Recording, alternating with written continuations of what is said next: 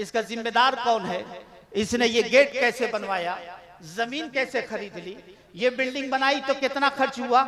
हम इसी में लगे हुए हैं, हम इसी में उलझे हुए हैं। और हर इदारे में इल्ला माशाअल्लाह 2-2 ग्रुप और 3-3 ग्रुप असातिज़ा में भी है, अराकीन में भी है, अवाम में भी है। मैं आपसे कहना चाहता हूं, हम तो सिर्फ अपनी अना के लिए, अपने नफ्स के लिए, अपनी बड़ाई के लिए, अपनी बनाने के लिए, अपना वजूद का बताने के लिए कि मैं बड़ा हूं, हम इसमें लगे हुए हैं। लेकिन दुश्मन हमारा जो है मदरसे की तारीख का मुताला करता नजर आ रहा है। मदरसे के एक एक चैप्टर को, एक एक सफ़े को वो देख रहा है, एक एक सतर को पढ़ रहा है, एक एक लफ्ज का मुताला कर रहा है। हम तो इसमें लगे हुए हैं कि मेरा रिश्तेदार कोई सेक्रेटरी हो जाए या मेरा रिश्तेदार मदरसे में जो है उस्ताद बन जाए, इसकी सर्विस लग जाए और उसकी सर्विस लग जाए। लेकिन जमाना जो है, दुश्मन आपके मदरसों का मुताला भी कर रहा है, तारीख भी पढ़ रहा है। हम तो अपनी तारीख भुला चुके हैं, लेकिन दुश्मनों की निगाह में वो तारीख बिल्कुल आईने की तरह नजर आ रही है। जब वो मुताला करता है और आगे बढ़ता है, और जब उसकी निगाह के सामने ये पड़ा करता है कि जब हिंदुस्तान को आजादी की जरूरत पड़ी थी और जिहाद का नारा अगर किसी ने लगाया था तो किसी कॉलेज और यूनिवर्सिटी के पढ़ने वाले ने नहीं लगाया था। अगर जिहाद का नारा लगा है तो टूटी हुई चटाई पर बैठकर अल्लामा फजले हक ने लगाया था। नारे तकबीर, नारे रिसालत, मसलके आला हजरत, मदरसा अहले सुन्नत जामिया नुमानिया चरक पत्थर।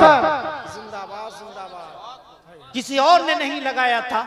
इन्हीं इदारों में बैठकर टूटी हुई चटाई पर बैठकर काल अल्लाह और काल रसूल की सदा लगाने वाले ने जामा मस्जिद की दहलीज से जिहाद का नारा लगाया था। आज हिंदुस्तान की आजादी हम मनाते हैं, लेकिन आजादी के लिए कुर्बानी किसने दी है? अगर कुर्बानियों की लिस्ट देखी जाए, मेरी कौम तो भूल चुकी है, लेकिन जरा चलिए देखिए तो जब अंग्रेजों ने कब्जा किया था और इन अंग्रेजों से पंजा किसी ने लड़ाया है तो वो कोई और नहीं था, वो उलमाए किराम की जाते मुकद्दस थी। और 27,000 उलमा शहीद हुए थे। हम अपनी तारीख भूल रहे हैं, वो हमारी तारीखों का मुताला करते चले जा रहे हैं। दोस्तों, हमें देखना होगा, समझना होगा, गौर करना होगा, क्या हमें अपनी तारीख को पढ़ना होगा। जितने भी आप उठा के देखिए, और ये जितने भी उलमा शहीद हुए थे ये जमाते अहले सुन्नत के थे, सब मसलके आला हजरत वाले थे, सब मसलके क्योंकि मसलके आला हजरत कोई नया मसलक तो थोड़ा ही है। मसलके आला हजरत वही है जो इमाम आजम का था मजहब। मसलके आला हजरत वही है जो गौसे पाक का मजहब था। मसलके आला हजरत वही है जो हुसैन का था। मसलके आला हजरत वही है जो हसन का था। मसलके आला हजरत वही है जो अली मुर्तजा का था। मसलके आला हजरत वही है जो उस्मान गनी का था। मसलके आला हजरत वही है जो उमर फारूक का था। मसलके आला हजरत वही है जो अबू बकर सिद्दीक का था। मसलके आला हजरत वही है जो मदीने वाले ने आता किया है, और इसी के मानने वाले सब शहीद हुए। इसलिए मैं कह रहा हूं कि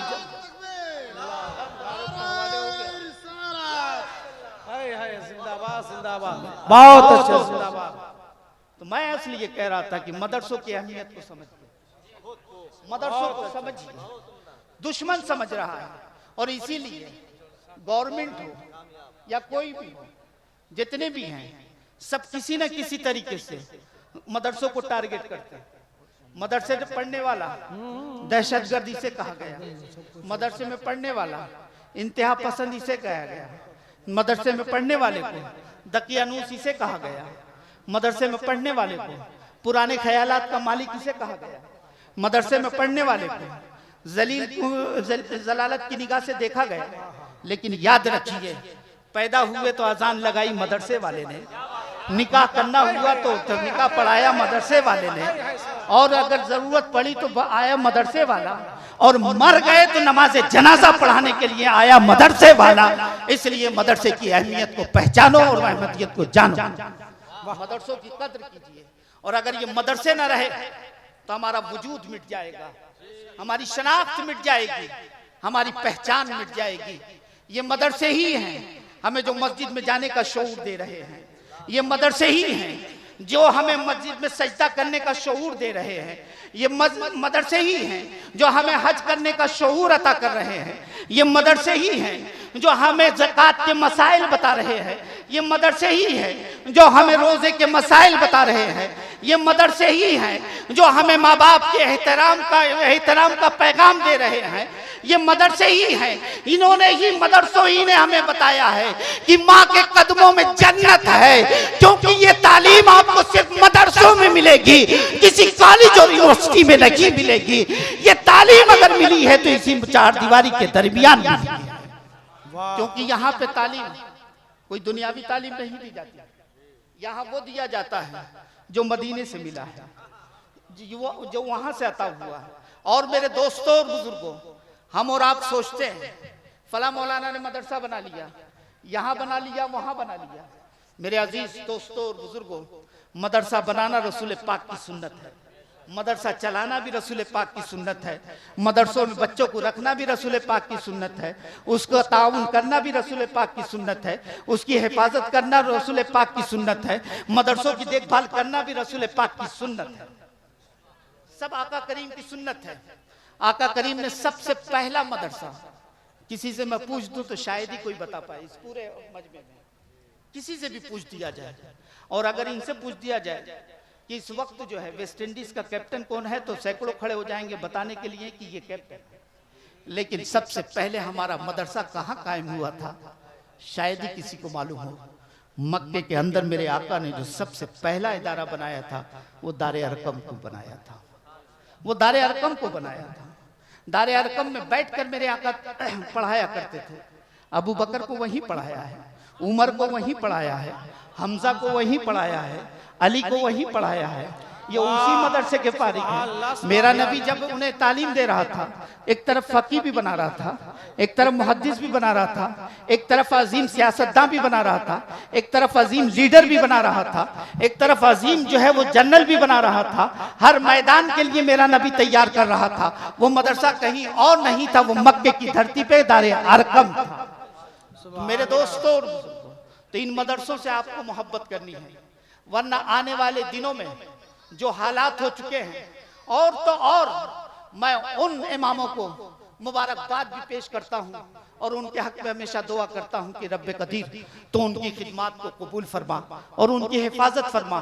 छोटे छोटे गांव में, छोटे से छोटे गांव में एक इमाम जाता है जो 5,000 और 6,000 रुपए पे नमाज पढ़ाता है, वो खिदमत कर रहा है।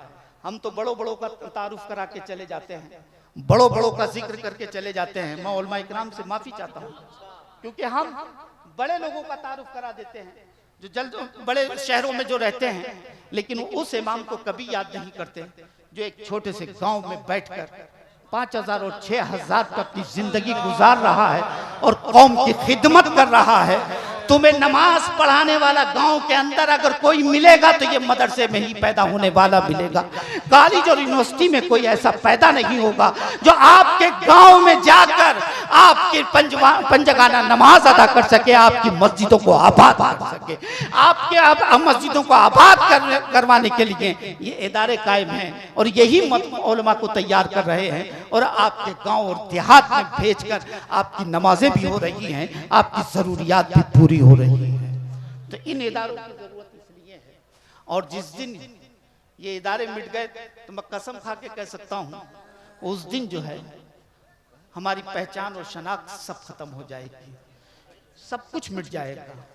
और इसीलिए अपने भी और गैर भी मदरसों की जो असल बुनियादी जरूरत है, बुनियादी को हिला देना चाह रहे हैं, बुनियादी को खत्म कर देना चाह रहे हैं। असली तालीम का बहाना बनाकर कि इसमें असली तालीम लाई जाए, इसमें ये लाया जाए, कंप्यूटर भी लाया जाए। मैं पूछना चाहता हूँ, हजरत मौलाना अब्दुल रशीद साहब बैठे हुए हैं, मैं ये पूछना चाहता हूँ कि सारा काम मदरसे ही में होगा इंजीनियर मदरसे का तालिमी बने, डॉक्टर मदरसे का तालिमी बने, वकील मदरसे ही का तालिमी बने, ISPCS मदरसे ही का तालिमी बने, सारी खूबियां मदरसे के ही तालिब इल्म में रहे। इसीलिए सारी तवज्जो गवर्नमेंट की भी होती है और अपनों की भी होती है कि इसमें असरी तालीम को दाखिल किया जाए। माफ कीजिएगा, मदरसों में एक तो मुसलमानों में पढ़ने वालों की तादाद कम है, बहुत कम है, लेकिन जितनी है उसमें से सिर्फ और सिर्फ 2.5 से 3% बच्चे मदरसों में पढ़ते हैं, सिर्फ 2.5 से 3%। बाकी 97% बच्चे जो है हमारे स्कूल और कॉलेज में पढ़ रहे हैं। हमें उन 97% की कभी फिक्र नहीं होती, उनके बारे में हम कभी नहीं सोचते, उनके बारे में हम कभी गौर नहीं करते कि वो कॉलेज में पढ़ रहे हैं, वो जो है स्कूल में पढ़ रहे हैं, कॉन्वेंट में पढ़ रहे हैं, उनको दीनी तालीम कैसे दी जाए, उन्हें अच्छा मुसलमान कैसे बनाया जाए, उन्हें दीन कैसे सिखाया जाए, अपने बुजुर्गों की तारीख कैसे दी जाए, सीरत मुस्तफा कैसे बताई जाए, इसके बारे में कभी हम नहीं सोचते हैं। जो कुछ है वो मदरसों ही में हम लादने की कोशिश करते हैं। मेरे अजीज और दोस्तों और बुजुर्गों, मदरसे जो बना रहे हैं उन्हें बनाने दीजिए और फिक्र कीजिए उन 97% के। उनके लिए आप इन उलमा के साथ मीटिंग भी कीजिए और बैठिए और सोचिए और गौर कीजिए हम इन अपने बच्चों को दीनी तालीम कैसे दे सकते हैं। उसके लिए एकेडमी भी कायम कीजिए, उसके लिए जो है सेंटर कायम कीजिए ताकि बच्चा कॉन्वेंट में भी पढ़े, 2 घंटा जाके एकेडमी में जाके पढ़े, 1 घंटा जाके जो है वो सेंटर पे पढ़े और वहाँ उलमा इकराम का इंतजाम कीजिए। वो उलमा उन बच्चों को जो है इस्लामी तारीख भी पढ़ाएंगे, सीरत भी पढ़ाएंगे और दीनी तालीम भी अता करेंगे। उनकी भी फिक्र कीजिए, सिर्फ 2.5% की फिक्र मत कीजिए। ये 2.5% अगर मुफ्ती बन रहे हैं तो अच्छा मुफ्ती बनने दीजिए, मुकर्रिर बन रहे हैं तो अच्छा मुकर्रिर बनने दीजिए, मुदर्रिस बन रहे हैं तो अच्छा मुदर्रिस बनने दीजिए, मुस्लिह बन रहे हैं तो अच्छा मुस्लिह बनने दीजिए, मुबल्लिग बन रहे हैं तो अच्छा मुबल्लिग बनने दीजिए, एक अच्छा आलिम दीन बनने दीजिए ताकि आपकी जरूरतों को पूरा कर सकें, आपके मसाइल को हल कर सकें। आपका जब मसला उलझे, आपका कोई दीनी मसला उलझ जाए तो ये उलमाए किराम हल करेंगे। और अगर कोई दुनियावी मसला अगर उलझ जाता है तो वो बच्चे जिनके लिए आपने सेंटर कायम किया है, एकेडमी कायम की है और जिसमें बैठकर उलमा को रखकर 1 घंटा दीनी तालीम दी है, दुनियावी मसाइल वो बच्चे आपके हल करेंगे, मदरसे के बच्चे आपके दीनी मसाइल हल करेंगे और दुनियावी मसाइल वो बच्चे जिनको लिए आपने खिदमत की है वो बच्चे हल करेंगे। आपको इस पर भी गौर करना होगा, उस पर भी गौर करना होगा। सिर्फ और सिर्फ मदरसों ही का मसला नहीं है। मेरे अजीज दोस्तों और बुजुर्गों, हमें जरूरत है हर पहलू पे गौर करना होगा, हर चीज को सोचना होगा। और आज के माहौल में, आज के दौर में बच्चियों का जो हाल है वो आप देख रहे हैं। जगह जगह झारखंड में भी, बिहार में भी मीटिंगें भी हुई और जगह जगह प्रोग्राम भी हुए कि हम अपनी बच्चियों को कैसे बचाएं। हमारी बच्चियां गैरों के हाथ लगती जा रही हैं, इधर उधर होती जा रही हैं, इन बच्चियों को कैसे बचाएं। तो मेरे अजीज दोस्तों और बुजुर्गों, ये मदरसा बताएगा, ये उलमाए किराम बताएंगे। क्या आप फातिमा की सीरत उन्हें अता करनी होगी, फातिमा ज़हरा की सीरत अता करनी होगी, दीनी तालीम से वाबस्ता करना होगा। और जब दीनी तालीम से आप वाबस्ता कर देंगे तो दीनी तालीम के फैज़ और बरकत से वो बच्चियां भी बच जाएंगे, वो बच्चे भी बच जाएंगे। लेकिन जरूरत है कि पहले उन्हें दीनी तालीम अता किया जाए, उनके लिए इंतजाम किया जाए, उनके लिए स्कूल भी कायम किया जाए। ये सरमाएदार लोगों से मैं गुजारिश करूंगा कि इस पर तवज्जो दें और इस पर तवज्जो ये उलमाए किराम दिलाएंगे। और अगर इन उलमाए किराम ने इस पर तवज्जो दिलाई तो इंशाअल्लाह हमारा बच्चियों का स्कूल भी होगा, बच्चियों का मदरसा भी होगा, उसी में हमारी बच्चियां तालीम भी करेंगी और उनकी हिफाजत भी। बेशक मेरे दोस्तों और बुजुर्गों, मैंने पहले कह दिया था तकरीर मेरे बात सुनिएगा। हजरत अल्लामा मुफ्ती शहरियार साहब की जोरदार तकरीर सुन लीजिएगा जी। लेकिन मुझे जो कहना है आपको जो पैगाम देना है, आप लोगों से गुजारिश करनी है। तो इसलिए मैं कह रहा हूं, इन इदारों से सच्ची मोहब्बत कीजिए, ताउन कीजिए। इदारों में कमी निकालने के बजाय इदारों की खिदमत कीजिए। और अगर कोई कमी नजर आती है, मैं नहीं कहता कि कमी नहीं हो सकती है, आइए अल्लामा अब्दुल रशीद की बारगाह में, इनकी खिदमत में आइए और बैठिए और बताइए हजरत को कि हजरत ये कमी नजर आ रही है, ये कुछ कमियां हैं, ये दूर हो सकती हैं इंशाअल्लाह। अगर सच्चे दिल से आपने अगर आकर ये बताया, कमी का ऐलान किया और आपने तवज्जो दिलाई, तो जरूर वो कमियां दूर की जाएंगी, वो सारी चीजें जरूर दूर की जाएंगी। लेकिन जरूरत इस बात की आपकी है। माशाअल्लाह, नारे तकबीर, नारे रिसालत, मसलके आला हजरत, उलमाए अहले सुन्नत, शोराए इस्लाम, जनाबे अजमत रजा भागलपुरी। जिंदाबाद जिंदाबाद। देखो अभी सब आ गए ना, आप लोगों के चेहरे पे मुस्कुराहट आ गई, मुस्कुराने लगे। अभी पढ़ेंगे ये लोग, ये पढ़ेंगे, ये सुनाएंगे, लेकिन जो मैं सुना रहा हूं पहले उसको भी सुनो। एक बात याद रखना, इदारों से सच्ची मोहब्बत की जाए, इदारों का ताउन किया जाए।